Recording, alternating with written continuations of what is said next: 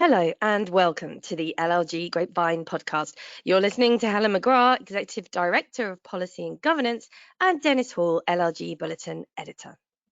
Hello, everyone. In a week where headlines are dominated by the Middle East, the German finance minister extended a surprise invite to the UK to take new steps on post-Brexit trade relations with the European Union. And the protester who poured glitter on Sir Keir Starmer as he spoke at the Labour conference apologised for touching him. We're concentrating as ever on the issues affecting local government. Dennis. Well, Birmingham is still in the news, with announcements from Duluth about its planned intervention into the affairs of the council. But some aspects of this are quite unusual. Here's more detail. Unusually, a team of 6 commissioners, led, not unusually, by Max Keller, have been appointed at Birmingham City Council as part of an intervention programme set to last 5 years, the government has announced. The decision by Levelling Up Secretary Michael Gove was made in accordance with sections 15, subsection 5 and subsection 6 of the Local Government Act 1999, and will see the team of commissioners afforded powers relating to governance, finance and recruitment, and bring expertise in local government improvement, finance, HR, equal pay, housing, ICT and commercial projects. Now, the 6 commissioners, which is understood to be the most ever appointed to a council, will be joined by Lord John Hutton, a former Defence Secretary and Business Secretary, and John Biggs, former Mayor of Tower Hamlets, as political advisors to the council. The appointments come a month after Birmingham issued its first Section 114 notice in the face of equal pay liabilities worth up to £760 million and the unexpected costs of implementing an Oracle IT system. Under the intervention, Birmingham has 6 months to prepare and agree an improvement plan focusing on housing, waste, finance, HR, governance and corporate services. And the council is also under directions to review the provision and operations of its corporate services, which includes its legal services.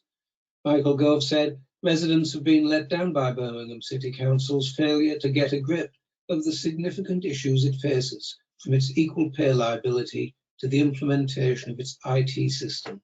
Helen. Well, certainly governance is going to be at the heart of findings, and in particular we will of course examine those relating to the role of legal, the standing of the MO and advice sought. Now, in other news, as we hurtle towards the appeal case of Churchill and Merthyr Tydfil County Borough Council, which is going to be heard on the 8th of November, involving important precedents affecting disrepair, the government has launched a £2 million advertising campaign, empowering residents to report issues and make complaints as part of efforts to improve social housing conditions. Housing Secretary Michael Gove is urging tenants in social housing to put pressure on failing landlords to improve their living conditions, with the government's latest launch of the Make Things Right campaign, which went live on the 9th of October. Given that 10% of social homes failed to meet the Decent Home Standard last year, the government are billing this as a serious wake-up call for landlords, who must do better to provide decent and safe homes for their residents. The Housing Secretary, Michael Gove, said our Social Housing Act is now law, and our UBS law remains a firm reminder of the importance for all tenants to have the right to live in safe and decent homes while being treated with fairness and respect. Now, currently, the government has a new consultation open to deliver our UBS law concerning improving tenants' access to information about their rights when the Housing Secretary issues a new direction to the regulator. The Social Housing Regulation Act 2023 requires the Secretary of State for Levelling Up Housing and Communities to give a direction to the regulator for the purpose of securing that registered providers of social housing are required to provide their tenants of low-cost rental accommodation with information about their tenants' rights and how their tenants can make a complaint. This consultation seeks views on a proposal to use this power to direct the regulator to set standards relating to the provision of information to tenants or making complaints, tenants' rights, and relevant regulatory requirements. More widely, the government is taking action to ensure hazards in social homes are addressed quickly, which will be the subject of a future consultation. Now, from one contentious issue to another, Dennis. Speed limits. Helen, yes, indeed. You will recall that we've already anticipated government plans to restrict council powers to designate low traffic neighbourhoods and 20-mile-per-hour restrictions. And now we have announcements from the Department of Transport about its 30-point plan to support motorists. Here's more. The Transport Secretary has announced a new 30-point plan to support people's freedom to use their cars and curb overzealous enforcement measures by local authorities. But some aspects of this plan are concerning. The department say they're stopping unfair enforcement by issuing 20-mile-per-hour zone guidance to England to help prevent inappropriate blanket use. They will consult on measures including the removal of local authorities' access to DVLA data to enforce such schemes by Canberra. Government intends to focus on the importance of local support and consider, as part of its LTN review, how to address existing LTNs that have not secured local consent. And they plan to strengthen government and sector-led guidance on enforcement of moving traffic offences, such as entering yellow box junctions, to ensure consistency and stop drivers from being penalised unfairly. And finally, government will launch a call for evidence on options to restrict local authorities' ability to generate surpluses from traffic offences and overzealous use of traffic enforcement powers. Now, these proposals make a number of adverse assumptions about how councils currently use their existing powers. Do you agree with the basis of these proposals? Are councils overzealous in using their powers? Let us know on the LLG forum page. Helen. Now, in other news, the Information Commissioner has published guidance to ensure lawful monitoring in the workplace. New research commissioned by the ICO reveals that almost 1 in 5 people believe that they've been monitored by an employer. If monitoring becomes excessive, it can easily intrude into people's private lives and undermine their privacy. Over 2/3 of people surveyed by the ICO said they would find monitoring in the workplace intrusive, and fewer than 1 in 5 people would feel comfortable taking a new job if they knew that their employer would be monitoring them. Aimed at employers across both the public and private sector, the new guidance provides clear direction on how monitoring can be conducted lawfully and fairly. As well as outlining legal requirements, it also includes good practice advice to help employers build trust with their workers and respect their rights to privacy.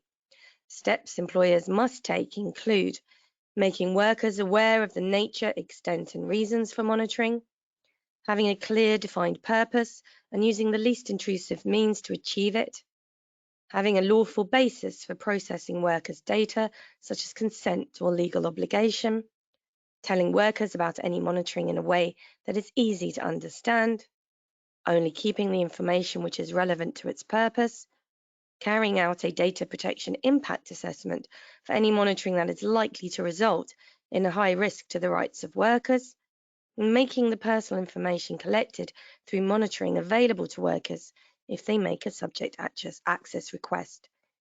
It's actually a pretty useful document to help inform clients where they might want to take a certain approach in your authority. Now, Dennis, what's your last item today? Well, Helen, I'll end with a good news item. It concerns Tower Hamlets LBC and its innovative approach to turn back years of widespread neglect of youth services. Underfunded nationally, but they know something needed to be done. Here's more on this. With its surging population and rife child poverty, Tower Hamlets LBC says its £13.7 million funding package will pay off.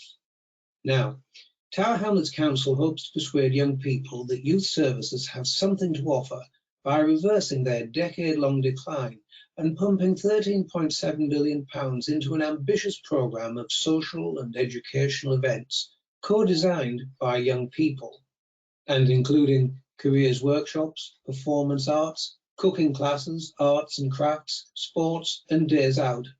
The borough is also funding a youth centre in every ward, which the council said makes it the largest youth services package in the country. The borough's population has swollen by 22% since 2011. Its average age is 30, the youngest in the country. It has a child poverty rate of 56%, the highest in London. In an effort to modernise, the borough's new services were co-designed by 400 of its young people.